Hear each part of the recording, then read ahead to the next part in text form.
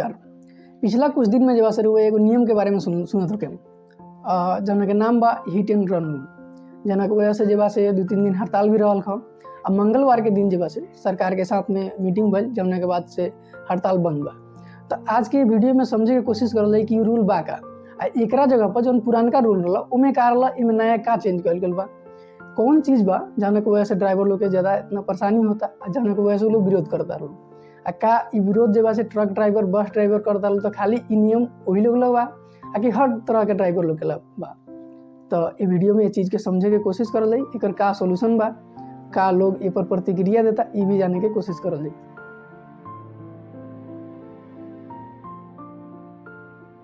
सबसे पहले समझी कि हिट एंड रन के मतलब का बा।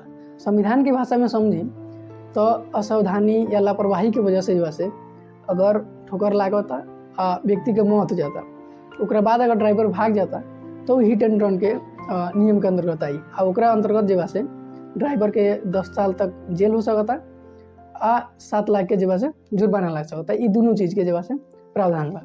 अब बात ये बा कि जब पहले से रूल रहा एक्सीडेंट में कि 2 साल तक जेल आ जुर्माना के नियम रख, तो फिर नया नियम लिया के जरूरत का पड़ल सरकार के। तो इनमें कुछ बात बा। पहला बात तो ये बा कि ड्राइवर जब से एक्सीडेंट भइला के बाद में गाड़ी के साथ में ही भाग जाता रहा, गाड़ी के साथ में लेके भाग जाता रहा। तो जाना की वजह से अब वो चीज़ के कोनो प्रूफ ना रहता रहा।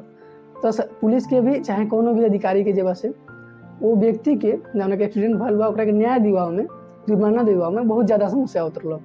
अब ड्राइवर रह ना रहा तो फिर जुर्माना लागे केकरा पर चाहे सजा दिया केकरा के, तो ये एगो प्रॉब्लम रहा हटे। दोसर बात ये बा कि गाड़ी के जब से संख्या बहुत ज़्यादा बढ़ल बा, जौना की वजह से एक्सीडेंट के भी संख्या बहुत बढ़ल बा। अब 2022 में जब से 52,448 गो हिट एंड रन के केस बा, जौना में ड्राइवर ठोकर मार के जब से भाग गल बा, जौना में से 23,159 लोग के मौत हो गई। तो अब ये संख्या इतने बढ़ गल रहे, गाड़ी के संख्या भी बढ़ गए रहे, तो इस पर कंट्रोल लगावल जब से सरकार के सबसे ज़्यादा जरूरत बा। तो ये वजह से इस पर सख्ती बढ़ावे खातिर जब से ये नियम के लियावल गल बा, पारित कल बा, लियावल गल बा कुछ अच्छा ही सोच के। तो फिर एक विरोध होत का बा, कौन बात बा जाने के ज़्यादा से ज़्यादा विरोध होता है। तो ड्राइवर लोग के 2 बात पर आपत्ति बा। पहले बात तो ये बा कि मान ली एक्सीडेंट के बाद में जब से ड्राइवर वहाँ पर रुका था, है ना, तो जब से लोग वो टाइम पे तो लोग बहुत ज़्यादा आक्रोश में रहेला। वो टाइम पर ये हो सकता कि लोग ड्राइवर के ही मार के मुआ देवे या फिर उसको मतलब ओकरा के ही घायल कर देवे। तो ये चीज़ के डर देवा से ड्राइवर के सबसे ज़्यादा रहेला। ये वजह से भी ड्राइवर विरोध करता। दूसर बात बा जुर्माना के सजा के लेके कि जुर्माना 7 लाख रुपया, जो ड्राइवर जब से बहुत ही कम सैलरी पर काम कर रहा 7 लाख रुपया जुर्माना कहाँ से दी। 10 साल तक अगर जेल में रहता तो परिवार के देखभाल के करी। इस पर प्रतिक्रिया भी कुछ आयल बा, जन में से एगो प्रतिक्रिया लोग के मारला पर जौन चीज़ बा ऊपर बा कि ये नियम के साथ साथ एक और नियम आयल बा जौन की मॉब लिंचिंग पर बा। जब भीड़ जब से गुस्सा में आके कोनो व्यक्ति के मारेला मुआ देवला तो ओकरा के वजह से मॉब लिंचिंग कहल जाला। तो ओमे नियम बनावल गल बा जना में सजा जब से फांसी तक हो सकता। तो लोग के कहना बा कि अगर ये नियम के जब से जानकारी लोग के हुई तो फिर वो ड्राइवर के ना मारी, और ये जौन तर्क बा ये कुछ हद तक वैलिड भी बा। दोसर बात कहल जाता कि अगर ड्राइवर जब से ठोकर लगला के बाद में जख्मी के सहयोग करता ओकरा हॉस्पिटल में ले जाता, इलाज करवाता, तो ओकरा के सजा में जब से राहत देवल जाई।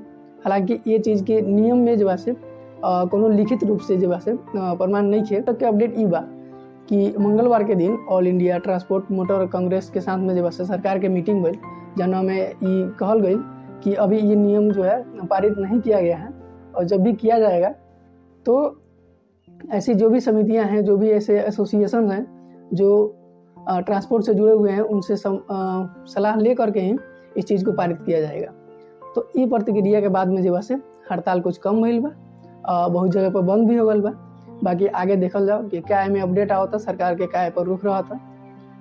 खातिर देश दुनिया के जरूरियात खबर भोजपुरी में देखे या समझे खातिर, भोजपुरी समाज से जुड़ल कोनो टॉपिक के बहुत ही विस्तृत रूप से जानकारी पावे खातिर चैनल के सब्सक्राइब करी, बेल आइकन के दबा दी ताकि जब वीडियो आई तो सबसे पहले पता चल जाए। नमस्कार।